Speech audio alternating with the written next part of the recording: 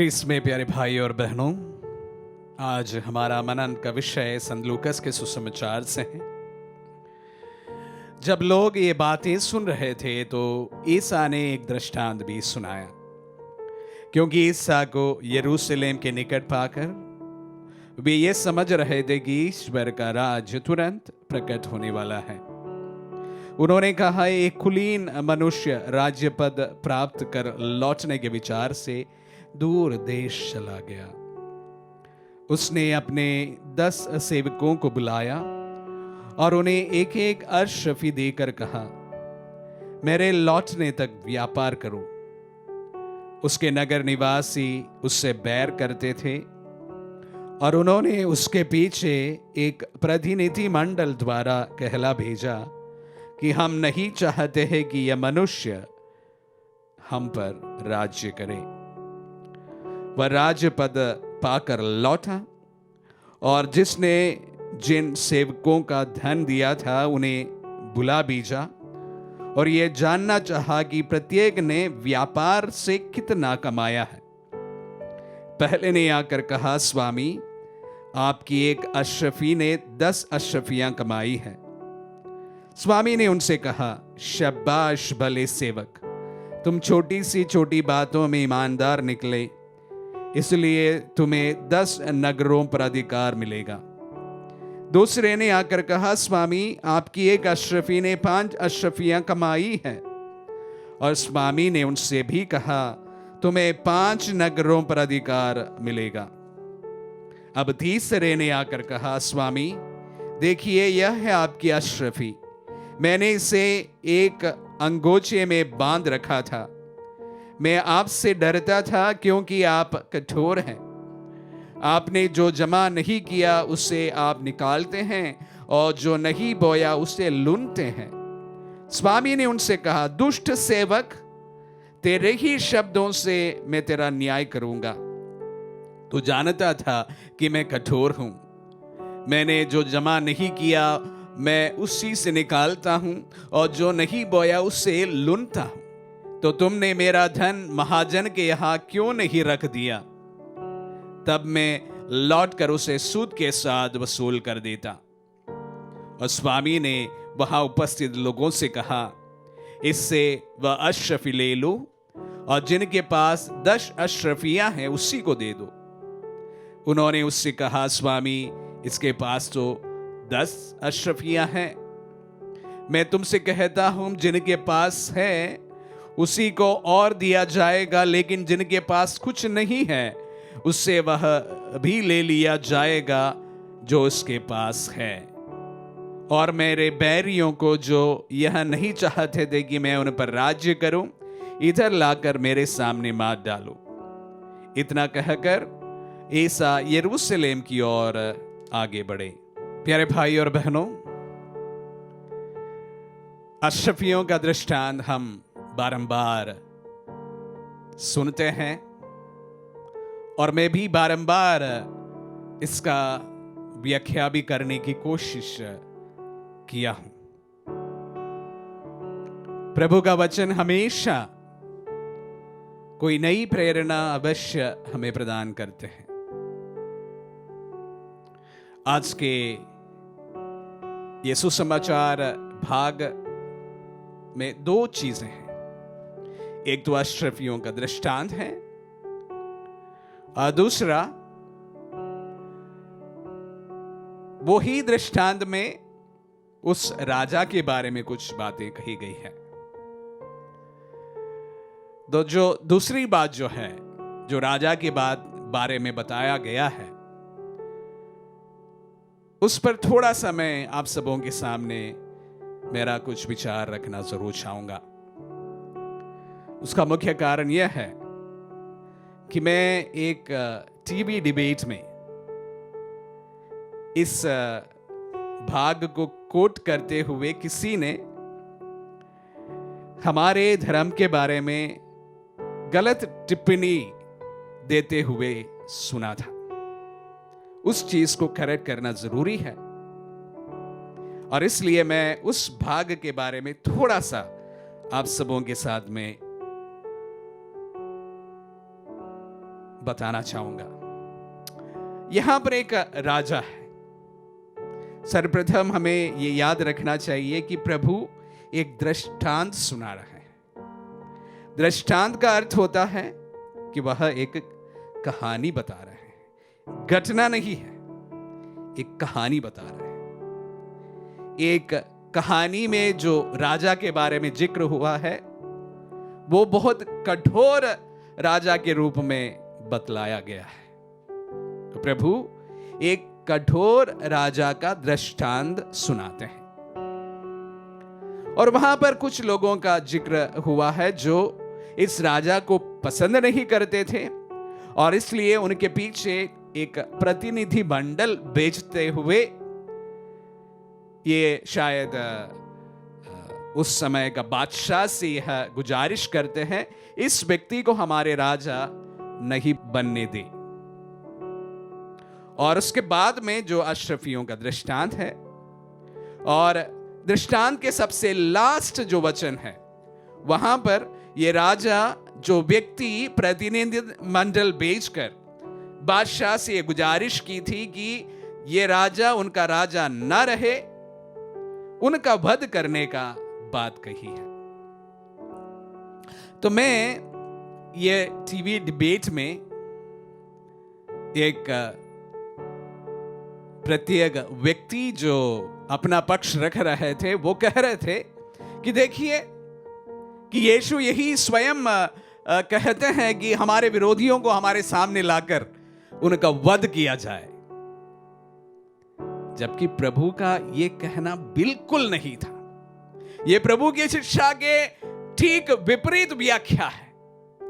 कुछ तो पढ़ लिया, अपने मन से जो कहा वो बोल दिया। टीवी डिबेट में जब हम लाखों लोगों के सामने इतनी रिस्पॉन्सिबल जगह पर इस तरह का व्याख्या या कुव्याख्या करते हैं, यह बहुत बड़ा पाप है। प्रभु एक दृष्टांत सुनाया है और उस दृष्टांत में एक राजा के बारे में बताया है जो उनके विरोधियों को उनके सामने वो दृष्टांत के बाद में आकर कहते हैं वध किया जाए। उससे यीशु का कोई लेना देना नहीं है, लेकिन ये सारा चीज जो है वह प्रभु के सिर पर वो व्यक्ति रख देते हैं ये बताने के लिए कि हमारे धर्म जो है विरोधियों को मार डालने का प्रस्ताव रखते हैं। ये हालांकि सच्चाई से मैं तो नहीं कहूंगा कोसों दूर है, ये सच्चाई से ठीक विपरीत है। ईसाई धर्म जो है अगर दुनिया को कोई पाठ विशेष रूप से सिखाया है वह क्षमा प्रदान करने की बात है। The lesson of forgiveness। मरते दम तक यीशु ने यही हम सबको कर दिखाया है और वही हम सब से वो चाहते भी हैं कि हम एक दूसरे को क्षमा करें। तो इसलिए ये प्रभु के मुंह पर डाल देना ये सरासर गलत है, झूठ है। हालांकि जो व्यक्ति हमारे धर्म के पक्ष रख रहे थे वो उस पर ज्यादा कुछ बोल नहीं पाए, क्योंकि शायद उनको इस जो पाठ है उसके बारे में ज्यादा जानकारी उस वक्त नहीं था हो। लेकिन इस गलत फहमी हम सबको ठीक तरह से समझने की जरूरत है कि किस प्रकार लोग प्रभु के वचनों को तोड़ मडोड़ कर अपने अपने जो स्वार्थ है वो स्वार्थ का मीनिंग कैसे निकालते हैं। ये हमारे बीच में के लोग भी करते हैं, हमारे विरोधी भी करते हैं। कुछ कुछ कलीसियाओं में प्रभु के वचनों की इस तरह की व्याख्या होती है कि कभी कभी सुनने से हंसी आ जाती है। खैर, हम वापस से इस दृष्टांत पर आ जाते हैं। अशरफियों का जो कहानी, 10 अशरफियों को देते हैं, 5 अशरफियों को देते हैं, एक अशरफी को देते हैं। हालांकि आज के संत लूकास के सुसमाचार में जो पाठ हमने सुना उस पर 5, 10 और 1 का जिक्र तो है नहीं, लेकिन मैं उसको जब एलाबरेट करना चाहूंगा उसको जोड़ना चाहूंगा, क्योंकि जो अशरफियों का हमने दृष्टांत अभी तक सुने हैं वो 10, 5 और 1 के नंबर से जुड़ा हुआ है। मैं बहुत कुछ नहीं कहना चाहूंगा। एक बात शायद अभी तक हमने ज्यादा ध्यान नहीं दिया हो, उसी पर मैं आप सबों का ध्यान आकर्षित करना चाहूंगा। प्रभु ने किसी को 10 दिया, किसी को 5 दिया, किसी को 1 दिया। प्रभु ने सबको 10 क्यों नहीं दिया? प्रभु ने सबको 5 क्यों नहीं दिया? प्रभु ने सबको 1-1 क्यों नहीं दिया? हालांकि आज के वचनों में इस प्रकार है, लेकिन जो अशरफियों का दृष्टांत हम जनरली जानते हैं उस पर ये 5, 10 और 1 का जिक्र है, इसलिए बता रहा हूं। सबको एक तरह से दे सकते थे। प्यारे भाई और बहनों, उसके पीछे एक विशेष कारण है कि कुछ लोगों को 10 दिया जाता है, कुछ लोगों को 5 दिया जाता है और कुछ लोगों को 1 दिया जाता है। जबकि हमारा ईश्वर जो है पक्षपात नहीं करता है। ये वचन भी वह प्रभु के वचनों से ही है। अगर प्रभु पक्षपात नहीं करते हैं तो किसी को 10 क्यों, किसी को 5 क्यों, किसी को 1 क्यों? तो इस परिप्रेक्ष्य में एक और दृष्टांत मैं आप सबों के सामने याद दिलाना चाहूंगा कि प्रभु जब बोने निकले, दृष्टांत सुनाया था, बोने वाला का दृष्टांत। कुछ काटीली झाड़ पर गिरे, कुछ सड़क पर गिरे, कुछ अच्छी जमीन पर गिरे। वहां पर अच्छी जमीन पर जो गिरे, जो बीज है, उसमें भी हम देखते हैं कि सभी एक समान फल उत्पन्न नहीं किया है। कोई 100% फल लाए, कोई 70% फल लाए, कोई 60% फल लाए, कोई 30% फल लाए। यहां पर भी हम एक इक्वेशन नहीं देखते हैं। अशरफियां एक जैसे नहीं दिया गया है। और इस दृष्टांत के परिप्रेक्ष्य में देखा जाए, सब बीजों का जो उत्कृष्ट भूमि पर गिरा, वहां पर भी सबका जो नतीजा है एक समान नहीं है। और उसके बीच में जो वचन में आप सबों के सामने रखा कि हमारा प्रभु पक्षपात नहीं करता है। प्यारे भाई और बहनों, सबके जीवन के जो बैकग्राउंड सब अलग अलग होता है। जब हम पूर्ण विश्वास प्रभु के हर एक वचनों पर करते हैं, इस वचन पे भी करते हैं कि प्रभु पक्षपात नहीं करता है, उसके बावजूद भी हम इस तरह का 10, 5 और 1 और 100, 80, 70, 30 ये इस प्रकार का डिफरेंस देखते हैं, एक बात हमारे समझ में आता है, प्रभु अपनी अपनी क्षमता के अनुसार हमें कार्य सौंपते हैं और उसकी उम्मीद भी उसी के अनुसार होता है। जितनी क्षमता प्रभु ने हमें दी है, उतना हमसे वो एक्सपेक्ट करते हैं। क्षमता से ज्यादा वो हमसे एक्सपेक्ट नहीं करता है। जितनी हमारी क्षमता है उतना वो हमसे एक्सपेक्ट करते हैं। जितना अशरफियां दी गई है उतना हमसे वह एक्सपेक्ट करते हैं रिटर्न। और हमारा प्रभु पक्षपात नहीं करता है।